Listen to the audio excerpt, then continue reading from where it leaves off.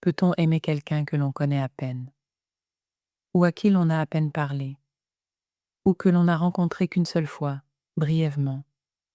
Quand on est atteint d'un cancer, la réponse est oui. Je le sais d'expérience. En novembre 2002, alors que je quittais mon bureau du centre-ville de Manhattan un soir, j'ai glissé sur une plaque de verglas. Ma hanche m'a fait mal pendant des mois, mais j'ai surtout ignoré la douleur. Je pensais m'être fait un claquage. Quoi que ce soit, je me disais que ça passerait tout seul.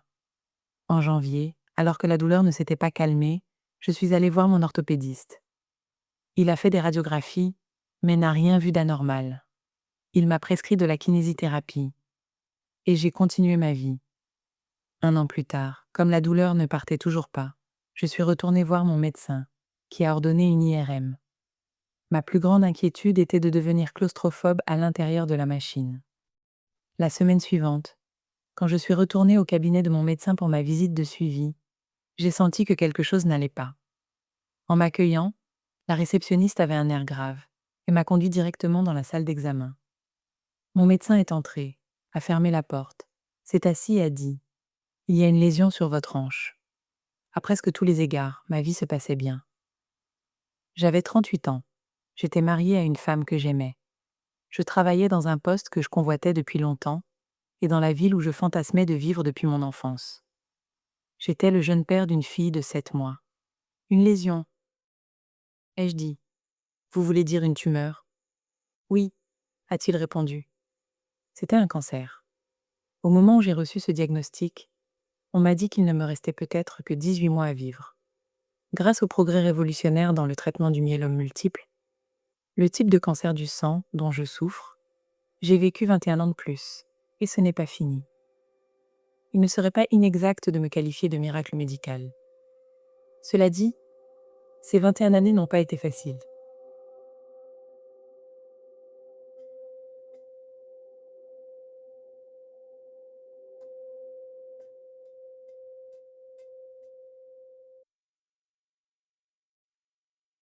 Bien qu'hérissable, le myélome multiple n'est pas guérissable. Je tombe malade, puis je suis soignée. Encore et encore. J'ai subi 4 séries de radiothérapie hanche, cou, côte et nez. Des années d'immunothérapie impliquant divers médicaments. 2 séries de chimiothérapie. Un traitement cellulaire de pointe appelé thérapie CAR-T. Et 6 ans. Et ça continue.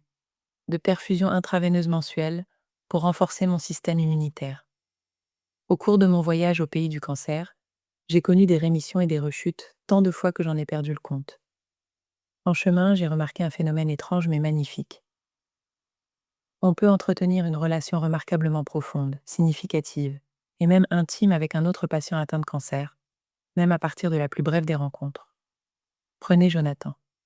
Quand j'ai appris pour la première fois que j'avais un myélome multiple, mon médecin m'a suggéré de chercher un groupe de soutien et m'a dirigé vers le Gildas Club, un centre communautaire nommé d'après l'ancienne star de Saturday Night Live, Gilda Radner, décédée d'un cancer de l'ovaire en 1989.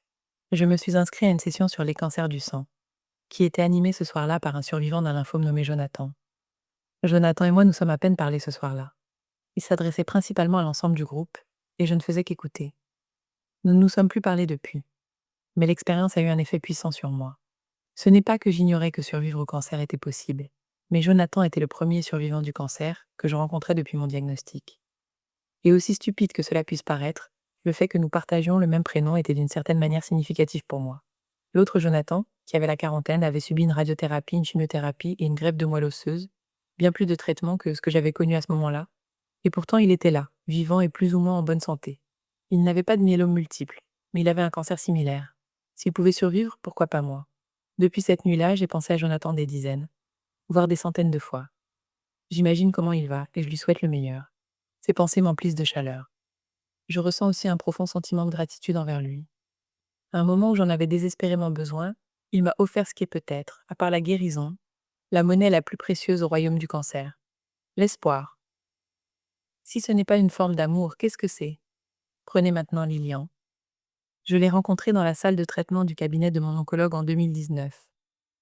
Elle avait à peu près mon âge, la cinquantaine, des cheveux blancs, et une manière d'être douce, presque comme une tante.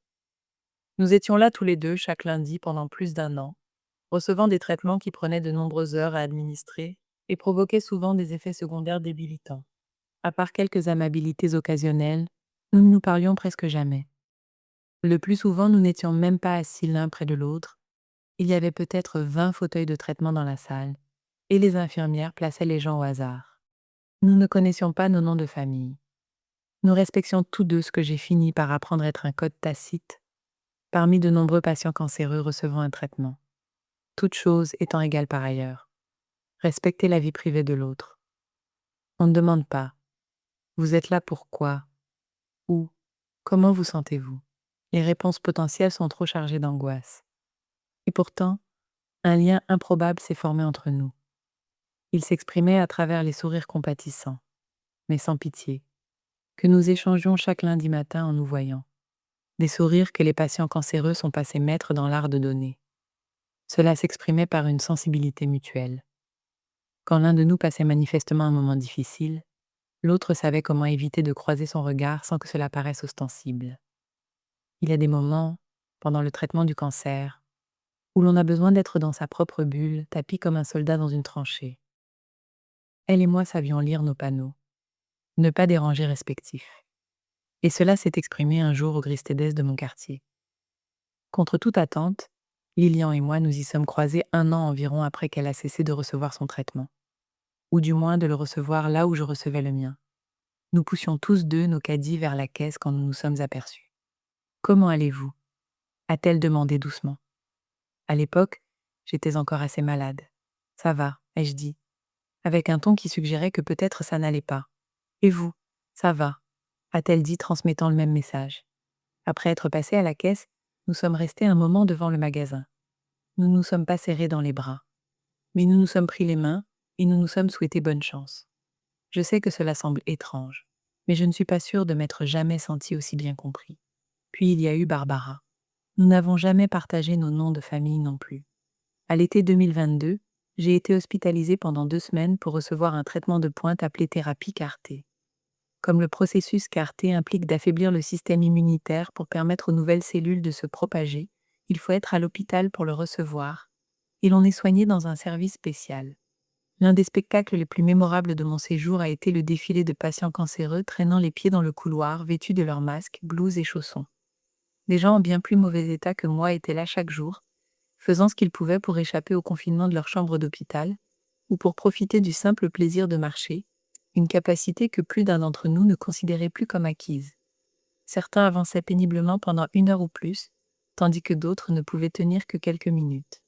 C'était un témoignage puissant de la volonté humaine de se relever après avoir été mis au tapis. C'était Rocky, mais avec des chaussettes et des pyjamas d'hôpital.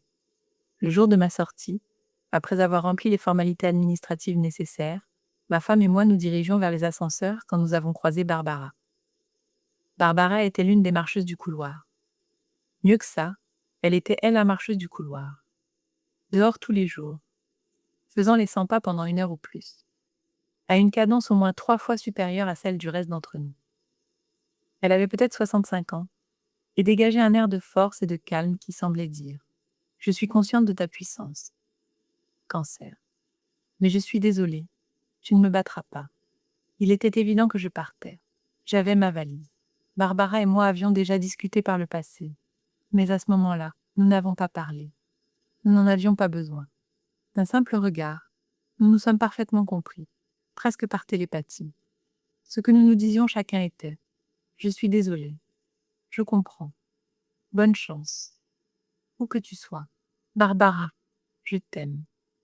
Et je sais que tu m'aimes aussi. »